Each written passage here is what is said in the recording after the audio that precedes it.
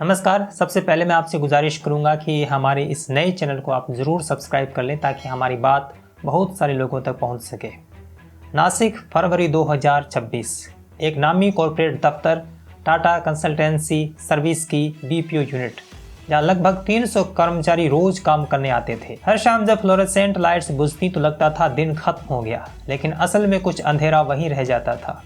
यहाँ काम करने वाली ज़्यादातर जूनियर हिंदू लड़कियाँ, जिनकी उम्र 18 से 25 साल के बीच थी, जो कैरियर ग्रोथ के सपने लेकर आती थी, लेकिन पिछले कुछ महीनों से उनके चेहरों पर एक अनकहा डर साफ दिखाई देने लगा था।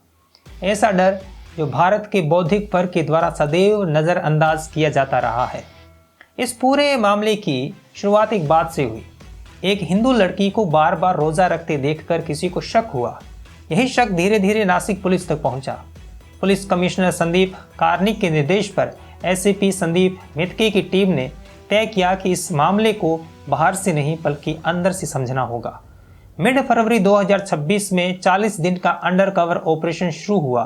7 महिला पुलिसकर्मी हाउसकीपिंग स्टाफ और जूनियर कर्मचारियों के रूप में बीपीओ के भीतर तैनात की गई। वे मीटिंग्स, वर्क स्टेशंस और कैफेटेरिया हर जगह मौजूद रहीं और धीरे धीरे जो सामने आया वह बेहद गंभीर था। उन्होंने देखा कि मुसलमान लड़के लगातार अनचाहा स्पर्श करते हैं, हिंदू लड़कियों के शरीर और निजी जीवन पर आपत्तिजनक टिप्पणियां करते हैं और कई बार प्राइवेट पार्ट्स की ओर इशारा करते हैं। इसके साथ ही हिंदू देवी देवताओं को लेकर अपमानजनक मजाक किए जाते थे।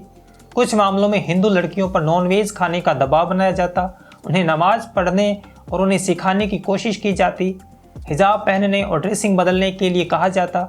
यह सब किसी एक दिन की घटना नहीं थी, बल्कि एक पैटर्न की तरह रोजमर्रा की कामकाज के बीच घटित हो रहा था। सबसे चिंताजनक बात यह थी कि इन घटनाओं की शिकायतें पहले से दर्ज की जा चुकी थी। कुल 78 ईमेल और चैट्स एचआर को भेजे गए थे, लेकिन उनका कोई जवाब नहीं आया।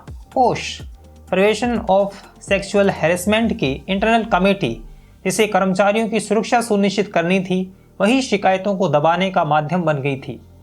यह केवल कोई रैंडम व्यक्तिगत उत्पीड़न का मामला नहीं था, बल्कि संस्थागत रूप से हिंदू लड़कियों को प्रेम जाल में फंसाकर उनको ब्लैकमेल कर मुसलमान बनाने का खेल चल रहा था। स्थिति तब बदली जब 26 मार्च से 3 अप्रैल 2026 के बीच कुल 9 एफआईआर दर्ज की गई।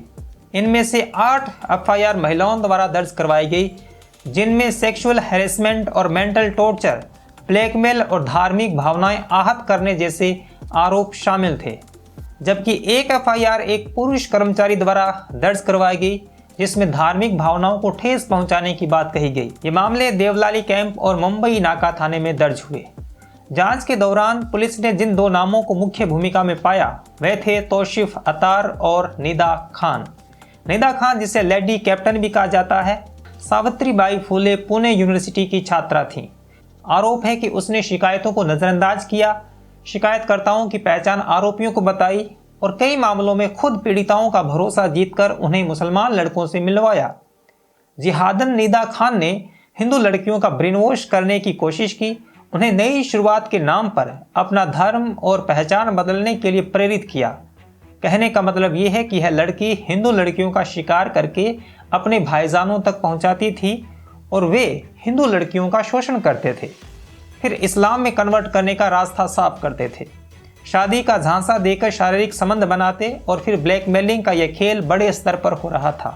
फंडिंग से जुड़े संदेह भी सामने आए हैं।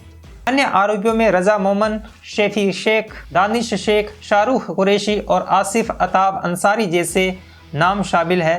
साथ ही एक एजीएम एचआर भी गिरफ्तार किया गया, जिस पर शिकायतों को छुपाने का आरोप है। कुल मिलाकर 7 से 8 गिरफ्तारियां हो चुकी हैं और 9 लोगों को आरोपी बनाया गया है। इस पूरे मामले की जांच अब एसआईटी के हाथ में है, जो 40 से अधिक CCTV footage, WhatsApp chats, financial transactions और अन्य डिजिटल रिकॉर्ड्स की जांच कर रही है। जांच एजेंसियां यह भी देख रही है कि क्या यह केवल व्यक्तिगत स्तर पर हुआ उत्पीड़न था या फिर इसके पीछे कोई संगठित नेटवर्क काम कर रहा था। लेकिन इसमें व्यक्तिगत वाला कुछ नहीं है। भारत के अंदर यह जिहाद बड़े स्तर पर चल रहा है। यहाँ तक कि संभावित मलेशिया कनेक्शन को भी जांच के दायरे में लिया गया है। कंपनी की ओर से प्रतिक्रिया में सभी आरोपियों को सस्पेंड कर दिया गया है। चेयरमैन एन चंद्रशेखरन ने इस घटना को ग्रेवली कंसर्निंग और इंग्विशिंग बताया है। 26 अप्रैल 2026 तक की स्थिति यह है कि एसआईटी की जांच जारी है और सभी गिरफ्तार आरोपी पुलिस रिमांड या न्यायिक हिरासत में है, पूछताछ चल रही है और नए तथ्यों के सामने आने की संभावना बनी हुई है। नासिक की यह छाया अभी पूरी तरह से खत्म नहीं हुई है। अब हर ईमेल, हर मीटिंग और हर भरोसे भरी मुस्कान को एक नए नजरिए से देखा जा रहा है, सवालों और संदेह के साथ। यह सिर्फ एक केस नहीं बल्कि एक चेतावनी है कि तथाकथित पढ़े लिखे मुसलमान कहीं भी होंगे, उनके निशाने पर हिंदू लड़कियां होंगी। इस काम में जिहादन मुस्लिम लड़कियां भी साथ देती हैं, जो अपने भाईजानों के काम को आसान बनाती है। लेकिन मुझे इन जिहादियों से अधिक गुस्सा हिंदू लड़कियों पर आता है। आखिर हिंदू लड़कियों की मति भ्रष्ट क्यों हो गई है? क्या इतनी सी बात समझ में नहीं आती कि मुसलमान लड़के के लिए तुम भोगदासी के अतिरिक्त कुछ नहीं हो? कितने केस चाहिए, कितनी मिसालें चाहिए, कितनी चीखें चाहिए? और अपने भाईजानों की मदद के लिए जिहादन बहनें भी जमीन पर कार्यरत हैं। हिंदू लड़कियों को फंसाकर मुसलमान लड़कों को सौंपती है। यह कुछ ही मामले नहीं है, कुछ ही सामने आए हैं, लेकिन नेटवर्क, पैटर्न और तारतम्यता बताती है कि यह समूचे भारत में चल रहा है। टीसीएस मामले में वारिस पठान से लेकर आरफा खानम शेरवानी इन श्वानों को कवर देने के लिए मैदान में है इनडायरेक्टली। बाकी लिबरल और इस्लामिस्ट चुप हैं। इन आत्महीनों से निंदा तक नहीं होती। ये अपने लक्ष्य में इतने अडिग हैं कि जिसकी कोई इंतहा नहीं है।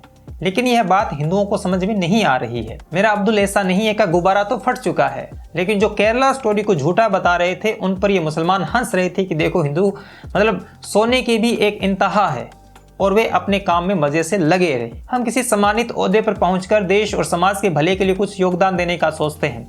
मुसलमान ऐसी जगह पर जाकर सिर्फ और सिर्फ अपने उद्देश्य के लिए काम करता है कि कैसे भी विधर्मी को कन्वर्ट कर मुसलमान बना दिया जाए, ब्लैकमेल कर हिंदू युवतियों को प्रताड़ित किया जाए और उन्हें इस्लाम में लाया जाए। डॉक्टर, अध्यापक, छात्र, पत्रकार, रंगकर्मी, हर चोले में मुसलमान इसी काम में लगा है और आपस में एक दूसरे को सहयोग करते हैं। इन लोगों ने दुनिया के किसी भी कोने में जाकर यही हरकत की है, शांतिपूर्ण सहअस्तित्व को धत्ता बताया है। मेरा सिर्फ हिंदू लड़कियों के लिए एक ही संदेश है, कोई भी मुसलमान लड़का अपनी विधर्मी लड़की को एक भोगदासी के अलावा कुछ नहीं समझता। ये मेरी मान्यता है।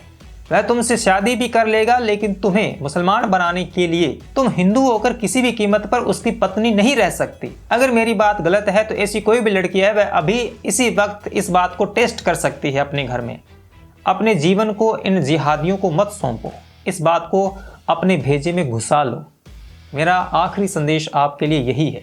यह वीडियो आपको कैसा लगा ज़रूर बताएं, शेयर करें, कमेंट करें, और हमारी इस चैनल पर ऑडियंस जैसे जैसे बढ़ेगी यहाँ पर और कंटेंट भी लगातार आता रहेगा, इसलिए इस चैनल को सब्सक्राइब करना बिल्कुल न भूलें। बहुत बहुत शुक्रिया।